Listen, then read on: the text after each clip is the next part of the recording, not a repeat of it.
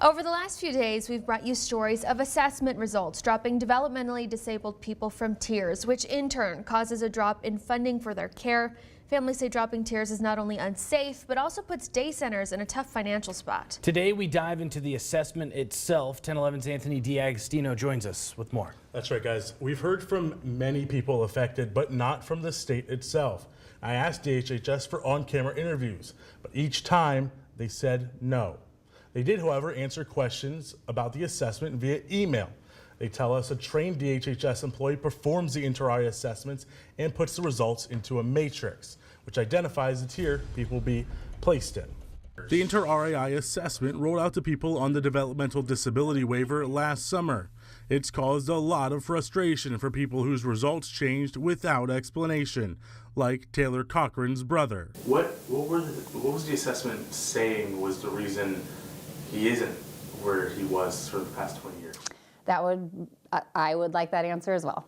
The assessment does not say. DHHS says the assessment is completed by trained individuals, but families say there have been glaring errors. There's at least probably one or two questions within each section where it's either misscored, something's marked as not documented when it was documented. Carol Salber says her son Dalton's intellectual disability was not indicated on the assessment, but was clearly stated in his individual support plan. DHHS says providers and family members, as well as others in the care team, are vital in the assessment process and may participate in interviews. Family members say that's not happening. They spoke with me primarily. But there was no talking to anyone else that provides any of his services, day services, none of his family, none of his other providers like physicians or anything like that. The biggest question families have is how the assessment is scored and tiers are determined. DHHS says the assessment is put into a matrix that Inter-RI developed to determine what level of support someone needs, but they don't share how it's scored. A community member shared what DHHS sent her when she asked. The state redacted all of the scoring information that DHHS uses to train assessors. They're citing a statute referencing trade secrets and academic and scientific work, which, if released, would give advantage to business competitors and serves no public purpose. Families believe there is a public purpose in sharing this data. The state doesn't see an issue, though. They say, quote, only 17% of waiver recipient tiers were adjusted lower.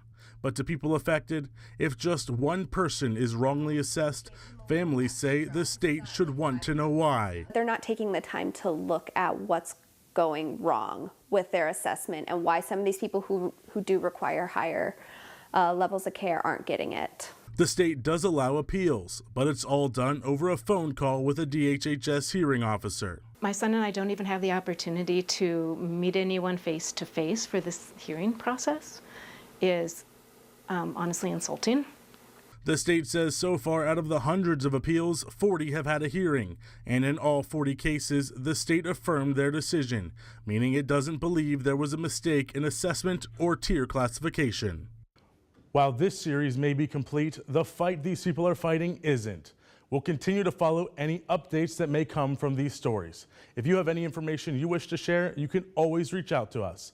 And I just want to personally thank those that were comfortable sharing their stories with me.